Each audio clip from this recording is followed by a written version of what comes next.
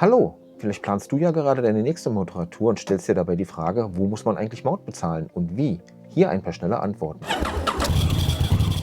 Ich war ja schon ein bisschen hier und da unterwegs und habe sowohl Mautgebühren entrichtet als auch Vignetten gekauft. Hier also ein kleiner Überblick, was wo üblich ist. Zunächst muss man unterscheiden zwischen Streckenmaut und der Vignette. Bei der Streckenmaut zahlt man für die gefahrenen Kilometer.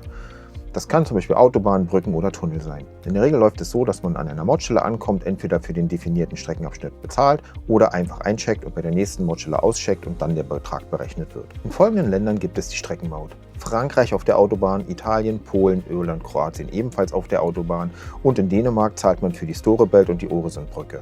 Andere Länder setzen auf die Vignette, man zahlt also für einen bestimmten Zeitraum. In der Schweiz zum Beispiel zahlt man 40 Franken für eine Jahresvignette, wobei diese immer von Januar bis Januar gilt. Dort sind nicht nur die Autobahnen, sondern auch einige Nationalstraßen mautpflichtig und die Übergänge sind nicht immer offensichtlich. In Österreich gibt es die Autobahnvignette für einen Tag, für 10 Tage, 2 Monate oder für ein ganzes Jahr. Zusätzlich gibt es jedoch hier auch noch Streckenmaut für einzelne Tunnel und Pässe. Sowohl in der Schweiz als auch in Österreich kann man die Vignette vor Ort oder halt auch online erwerben. In Slowenien zum Beispiel gibt es nur die digitale Vignette. Diese gibt es ab 8 Euro für 7 Tage. In Ungarn kostet ein Tag 6,50 Euro, es gibt jedoch auch Wochen- und Monatsvignetten.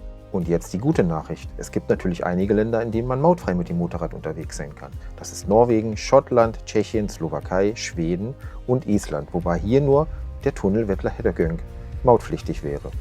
Gerade in Ländern mit Vignettenpflicht gehe ich selbst lieber auf Nummer sicher und kaufe mir eine Vignette. Es kann ja durchaus mal passieren, dass man einen Umweg fahren muss, der über eine vignettenpflichtige Straße führt. Und wenn man ohne Vignette erwischt wird, kann das gut und gerne mal über 200 Euro Strafe kosten. Ich hoffe, dieser kleine Überblick hilft dir bei deiner nächsten Tourplanung. Schreib mir gerne in die Kommentare, ob du schon mal irgendwo Maut bezahlt hast und ob dich das überrascht hat. Viel Spaß bei deiner nächsten Tour und bleib sicher unterwegs.